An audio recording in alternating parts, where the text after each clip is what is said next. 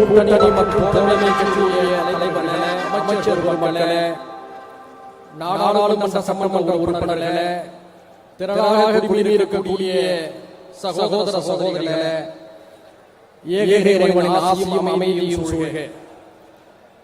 திராவிட முன்னேற்ற கழகத்தின் பவள விழாவை அதனுடைய தொண்டர்களோடும் குடும்பத்தினரோடும் மட்டுமின்றி கூட்டணி கட்சியினரோடும் கொண்டாட வேண்டும் என்ற ஜனநாயக பண்பை வெளிப்படுத்தும் விதமாக திராவிட முன்னேற்ற கழகத்தின் சார்பிலே பேரறிஞர் அண்ணா பிறந்த காஞ்சிபுரத்திலே இந்த எழுச்சிமிகு பொதுக்கூட்டத்தை நடத்தி கொடுப்பதற்கு நான் சார்ந்த ஜனநாயக கட்சியின் சார்பிலே புரட்சிகர வாழ்த்துக்களை பதிவு செய்ய கடமைப்பட்டிருக்கிறேன். இந்தியாவில் இருக்கக்கூடிய எத்தனையோ அரசியல் கட்சிகளை பார்க்கிறோம். ஆனால் மாநில கட்சிகளிலே தேசிய கட்சிகளின் நிகராக இந்தியாவுடைய அரசியலை தன்மைப்படுத்தக்கூடிய ஒரு கட்சி என்று சொன்னால் திராவிட முன்னேற்ற கழகம் மட்டும்தான். எமர்ஜென்சி நெருக்கடியின் போது எத்தனையோ மாநில கட்சிகள் உருவாகின. அந்த மாநில கட்சிகள் களத்தில் இருக்கிறதா? இல்லை. ஆனால் 75 ஆண்டு காலத்துக்கு முன்பாக இளமை துடிப்போடு கொள்கை பற்றோடு உருவாக்கப்பட்ட திராவிட முன்னேற்ற கழகம் அதனுடைய 5ஆம் தலைமுறையை துடிக்கின்ற நேரத்திலும் கூட அதே துடிச்சோடு இருக்கிறது என்று சொன்னால் அதற்கு காரணம் திராவிட முன்னேற்ற கழகம் ஒரு அரசியல் இயக்கம் மட்டுமல்ல, சமூக மாற்றத்திற்கான இயக்கம் என்பதனால்தான் அது இவ்வளவு எழுச்சியோடு பயணப்பட்டுக் கொண்டிருக்கிறது என்பதை மறந்துவிடக் கூடாது. திராவிட முன்னேற்ற கழகம் சந்திக்காத வெற்றிகள் இல்லை, திராவிட முன்னேற்ற கழகம் சந்திக்காத தோல்விகள் இல்லை. வெற்றி தோல்விகளை கடந்து திராவிட முன்னேற்ற கழகம் டெல்லியை பரிசோதிக்கும் அரசியலை எப்போதும் அதே உச்சத்தோடு வைத்திருக்கிறது என்று சொன்னால் அதற்கு காரணம் தந்தை பெரியார் போட்ட உரம், பேரறிஞர் அண்ணா கற்றுக் கொடுத்த பாடம், கலைஞர் அவர்கள் வழிநடத்திய தடம், இவைதான் ஒட்டுமொத்த இந்தியாவையும் திராவிட முன்னேற்ற கழகம் நோக்கி திரும்ப செய்திருக்கிறது என்பதை மறந்துவிடக் கூடாது. நாம் உருவாக்கிய கொள்கை நம்முடைய சமகாலத்திலே அமல்படுத்தப்படுகிறதா என்று பார்த்த பல தலைவர்கள் ஏன் தங்களுடைய காலத்தை முடித்துக் கொண்டதுண்டு. காரணம் ஏங்கல்ஸும் பொது உடைமை கோட்பாடுகளை உருவாக்கினார்கள். ஆனால் ரஷ்ய புரட்சியின் போது 1917ஆம் ஆண்டுதான் லெனின் அவர்கள் சோவியத் யூனியனை ஒருங்கிணைத்து கம்யூனிசத்தை கொள்கையாக அறிவித்தார். அதை உருவாக்கிய காரணம் ஏங்கல்ஸும் பொதுவோடு இல்லை. ஆனால் தென்னிந்திய நலவழி சங்கம், பிராமணர் இயக்கம், நீதி கட்சி, திராவிட கழகம் என்ற உறவுகளோடு வளர்ந்த திராவிட முன்னேற்ற கழகம் ஐயா பெரியார் அவர்கள் உயிரோடு இருந்த காலகட்டத்திலேயே பேரறிஞர் அண்ணா அவர்கள் ஆட்சியில் விடுவதிலேயே தமிழ்நாடு என்ற பெயர் மாற்றம் செய்ததை மறந்துவிடக் கூடாது. எவராலும் முறியடிக்க முடியாத 3 சாதனைகளை திமுக உருவாக்கியது. ஒன்று, சுயமரியாதை சீர்திருத்த சட்டம்.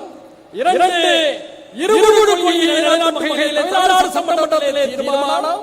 அதே போன்று தமிழ்நாடு பெயர் மாற்ற தீர்மானம். இவையெல்லாம் திராவிட முன்னேற்ற கழகம் ஆட்சியில் அமர்ந்தவுடன் பேரறிஞர் அண்ணா அவர்கள் சாதித்தவை. அதே போன்றுதான் கலைஞர் அவர்கள் பேரறிஞர் அண்ணா அவர்களுக்கு பின்னாலே அவருடைய தம்பியாக இருந்த திராவிட முன்னேற்ற கழகத்தை கட்டிக்காத்தபோது சமூக நீதி எல்லா நாடுகளையும் கூறினார். இன்னும் சொல்ல போனால் இந்தியாவுடைய அரசியலிலே ஒரு அரசியல் பல்கலைக்கழகம் என்று சொன்னால் அது திராவிட முன்னேற்ற கழகம் தான். எப்போது இடஒதுக்கீடு ஆபத்து என்று சொன்னாலும் திராவிட முன்னேற்ற கழகத்தின் தொண்டர்கள் ராணுவ வீரர்களாக முன்களத்தில் நிற்பதை நாடு பார்த்துக் கொண்டிருக்கிறது. அப்படிப்பட்ட திராவிட முன்னேற்ற கழகம் எழுச்சியோடு மாண்புமிகு முதலமைச்சர் அண்ணன் தளபதி அவர்கள் தலைமையிலே இந்தியாவே சிறப்பிக்கும் வகையிலே சிறப்பான ஆட்சியை நடத்தி கொண்டிருக்கிறது. பல சாதனைகளை சொல்லலாம், நேரம் இல்லை. ஒரே ஒரு முக்கிய சாதனையாக எங்கள் மனதில் பட்டதை நான் பதிவு செய்து விடைபெற விரும்புகிறேன். அரசு பள்ளிகளில், அரசு பள்ளிகளில் காலை உணவு திட்டத்தை அறிவித்து ஏழை பாலை குடும்பங்களைச் சேர்ந்த பிள்ளைகளின் பசியை போக்குகிறாரே, இது இந்தியாவிலே எவரும் செய்யாத சாதனை. அதனால்தான் வளர்ந்த நாடு என்று சொல்லக்கூடிய கேரளாவுடைய பிரதமர் நம்முடைய மாண்புமிகு தமிழக முதலமைச்சர் அவர்கள் அறிவித்த திட்டத்தை கேரளாவும் பின்பற்றும் என்று அறிவித்தார்.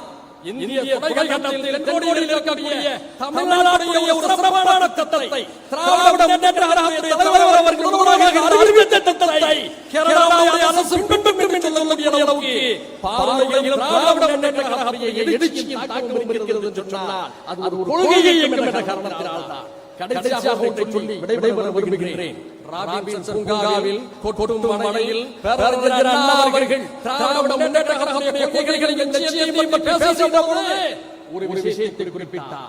இந்த பாசிசம் என்ற வார்த்தையை நாம் பயன்படுத்துகிறோம். அன்றைய அண்ணா ராபின்சன் பூங்கா பொதுக்கூட்டத்தை பயன்படுத்தியிருக்கிறார். பழமையையும் பாசிசத்தையும் எதிர்ப்பதுதான் நம்முடைய குறிக்கோள். அந்த குறிக்கோளுக்காக என்று உழைப்போம் என்று சொன்னார் அண்ணா அவர்கள்.